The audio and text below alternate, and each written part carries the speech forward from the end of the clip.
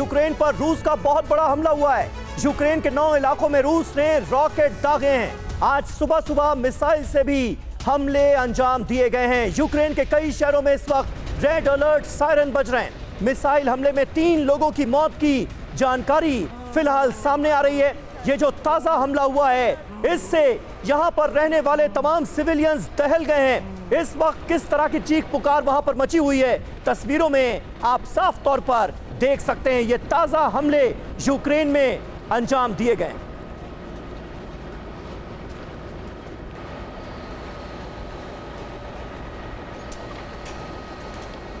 ये तस्वीरें आपको दिखा रहे हैं, यही वो इमारत है जिस पर मिसाइल अटैक हुआ है और हमले के बाद इस इमारत का क्या हश्र हुआ है, यहां पर रहने वाले लोगों पर क्या बीती होगी, आप इन तस्वीरों को देखकर अंदाजा लगा सकते हैं। तस्वीरों में हमें नजर आ रहा है क्योंकि अभी थोड़ी देर पहले इस हमले को अंजाम दिया गया है। रेस्क्यू ऑपरेशन वहां पर चलाया जा रहा है, लोगों की जान बचाने की कोशिश की जा रही है, लेकिन भारी संख्या में लोग हताहत हुए हैं।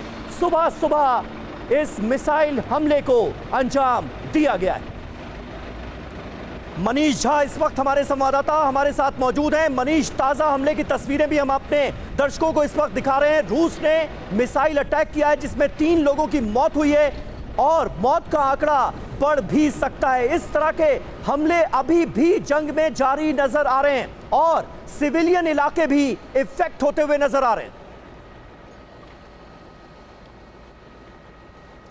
बिल्कुल समीर, देखिए दोनों तरफ से हमले हो रहे हैं, लगातार हमले हो रहे हैं और रूस ने यूक्रेन के 9 इलाके पर हमले किए हैं। हालांकि रूस की तरफ से दलील यही है कि अगर सिविलियन इलाके टारगेट पर होते तो केवल 3 लोगों की ही मौत नहीं होती, ज़्यादा लोगों की मौत होती। तो एहतियात बढ़ते जा रहे हैं, मिलिट्री ठिकानों को या फिर जो इंफ्रास्ट्रक्चर वाले ठिकाने हैं उनका को टारगेट किया जा रहा है, ये रूस की दलील है। बहरहाल अगर आप देखें तो असली बात यह है कि 30 अप्रैल या अगले 72 घंटे में दोनों एक दूसरे पर हावी होने की कोशिश करना चाहते हैं।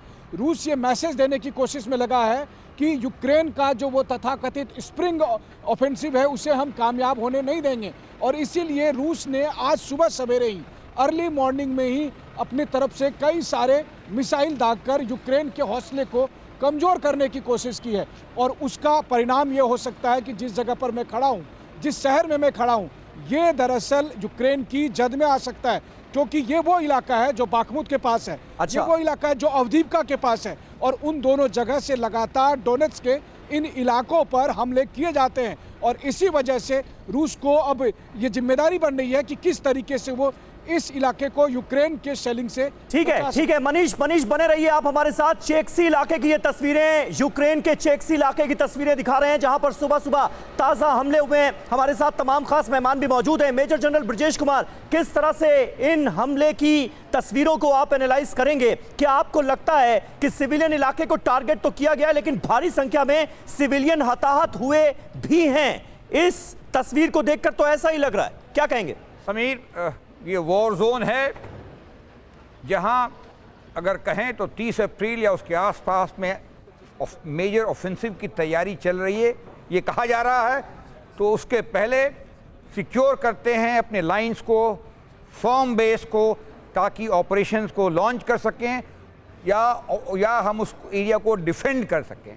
अगर आप देखेंगे रशिया की तैयारी बिल्कुल अच्छी स्ट्रॉन्ग लाइंस बनाई उन्होंने, डॉनबास से लेकर के नीचे क्रीमिया तक के रास्ते में उन्होंने स्ट्रॉन्ग डिफेंसिव लाइन तैयार की है जिसके अंदर वो ट्रेंचेस हैं, माइंस हैं, वायर ऑब्स्टिकल्स हैं, सर्वेलेंस डिवाइसेस हैं और सारे ऑटोमेटिक वेपन्स हैं, उन सारी आर्टिलरी पोजीशन है।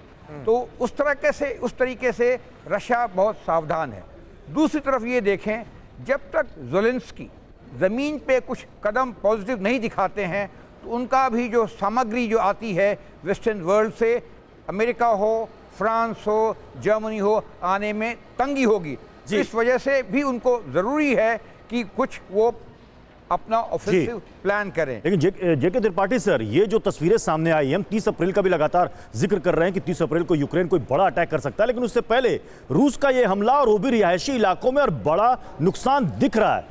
हमारे संवाददाता मनीष झा बता रहे हैं कि ऐसे 9 शहरों को चुना गया है जहां पर ज्यादातर हमले हो रहे हैं। तो आने वाले 30 तारीख के पहले किसे ट्रेलर माने जाए? देखिए, ये प्रीएम्प्टिव स्ट्राइक है रशिया हाँ। कि आप 30 अप्रैल को हमारे ऊपर जैसा भी हमला करेंगे, हम उससे पहले आपका ध्यान बटाने के लिए हम कई जगह हमले करके ताबड़तोड़ और आपको हम दिखा देंगे। लेकिन सर, ये रिहायशी इलाके में ये बमबारी हुई है। रिहायशी इलाकों में देखिए, यूक्रेन हमेशा कहा करता है, लेकिन ये भी साबित हो गया है कि यूक्रेन के कई रिहायशी इलाकों में सैनिक छुपे हुए हैं और मिलिट्री ऑपरेशंस वहाँ से चलाए जा रहे हैं, जो कि गलत है।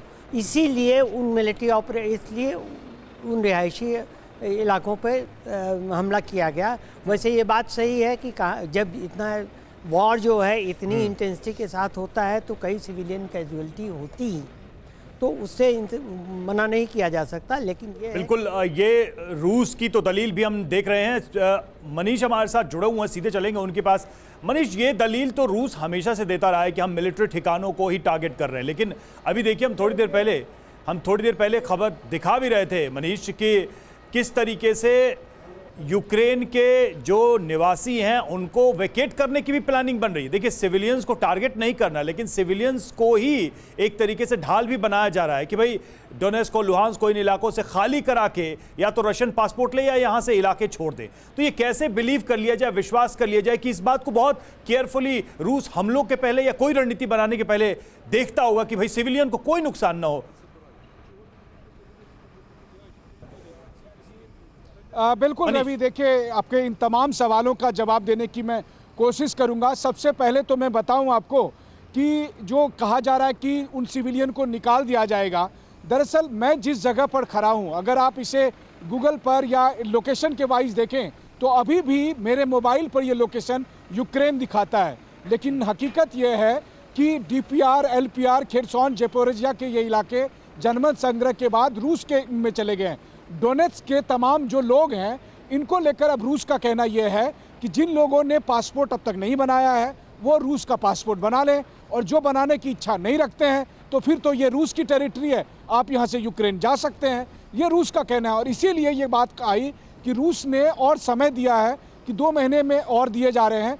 जो चाहें वो पासपोर्ट बना लें। अगर जिन्होंने नहीं बनाया तो मतलब वो रूस को अपना देश नहीं मानता है, तो फिर उसे ये टेरिटरी खाली करनी पड़ेगी, क्योंकि अब ये टेरिटरी रूस की हो गई है।